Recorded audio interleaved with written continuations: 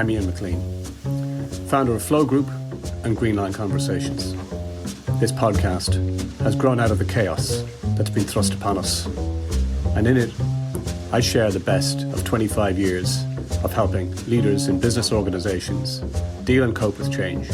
So, as you're out there, busy making sense of it all, trying to cope, and repurposing your organizations, I'm hoping that some of this will provide some help, some of the time. I'll keep it deliberately short because I know you're busy. Let's dive in. Welcome back to episode 2 of the new season, Confessions of a Guru. And just to begin, I'd like to say thanks for the messages and the communication concerning the new format and the fact that we're actually back in business. And if you'd like to communicate or connect with me, do so on LinkedIn. I'd be delighted to hear from you on anything to do with anything we do within the season or within the series generally. The format, to remind you of this season, is that I take and share a story from the field, from the experience of working with leaders and leadership, which really does demonstrate lessons of what to do or often what not to do. And we will conclude every episode by asking you a question related to the topic of the story for you to reflect upon regarding your own life, regarding your own leadership. And that's really where the value lies. So before I share this episode's story, let me begin by offering you a piece of context.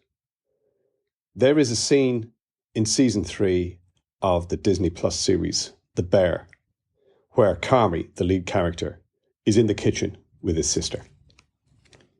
She picks up a sheet of paper from the counter and she asks him, "What's this?" To which he replies, "On the top of the page are the words, the non-negotiables." And Carmy explains, "That's how we do this correctly. That's how restaurants of the highest caliber actually operate."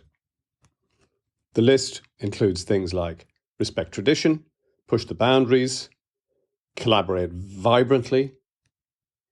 Carmy requests that his sister print out the list and hand them out to the staff.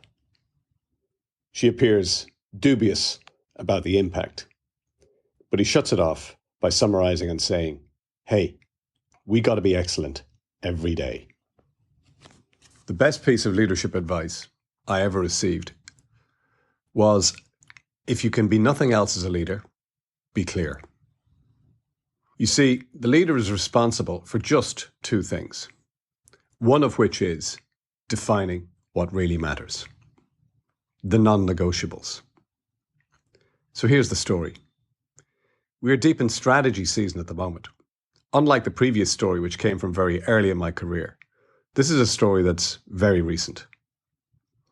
I was working with an executive team at an offsite when they were doing just that, trying to define the strategy for the next 3 years, and within that, identifying what are the non-negotiables.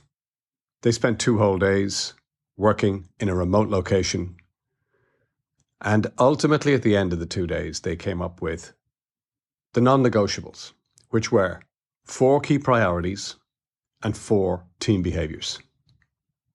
At various stages throughout the 2 days, they differed, they sparred, they triggered, they articulated, and they summarized until, finally, white smoke.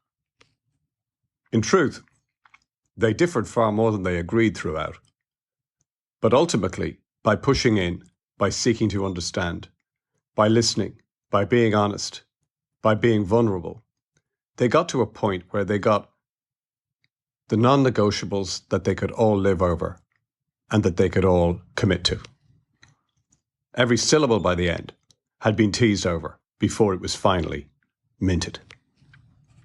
The executive team then proudly brought the tablets to the N-1 leadership team, or the next level down.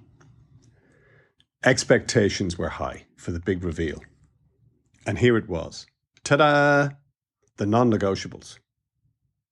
In the room, I observed the N-1 team of leaders and their expressions, which said it all. It said something like, "Is that it? 4 plus 4, and it took you all of 2 whole days to come up with that. This brings me to the second thing that leaders are responsible for, and that is building commitment.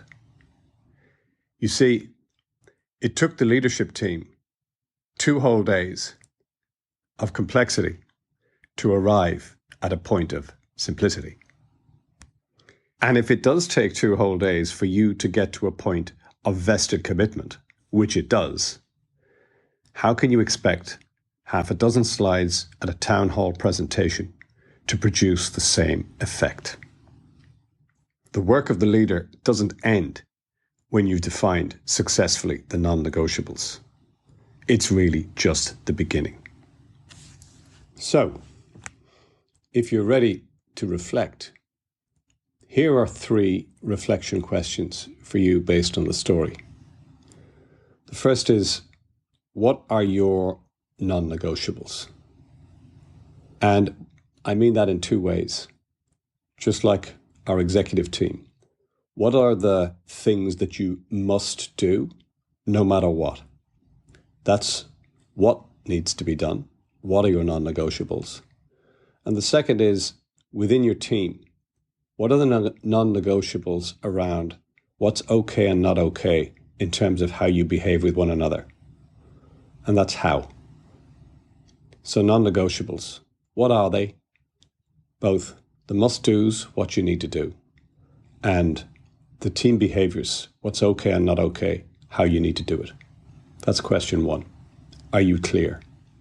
Secondly, how aligned are you with those around you in your team about what is non-negotiable? So if I stop them in the corridor and ask them to define what the non-negotiables are in terms of what must be done and how people must behave or not, would they be the same? Would they be aligned with you? That's question 2.